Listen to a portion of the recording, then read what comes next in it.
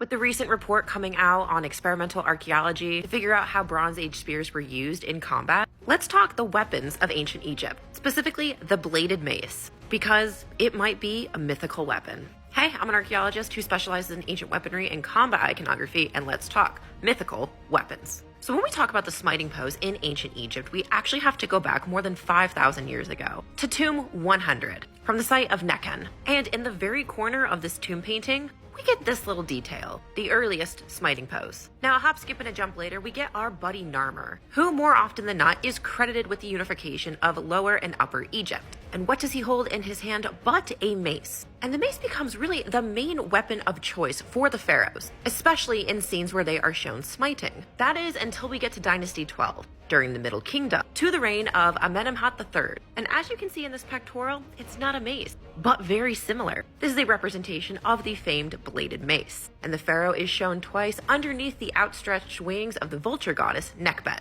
And when we get to Dynasties 19 and 20, we see the bladed mace appear again. In art, it appears as a round-headed stone mace with an inset blade. And what's interesting is this weapon is not found outside of Egypt and is rare in Egyptian art. But when it is used, we also see it being used in the presence of gods, such as Ra-Harakti and Amun. Perhaps this was a real weapon, or may have been a divine weapon constructed to show the power of the pharaoh. But what do you guys think?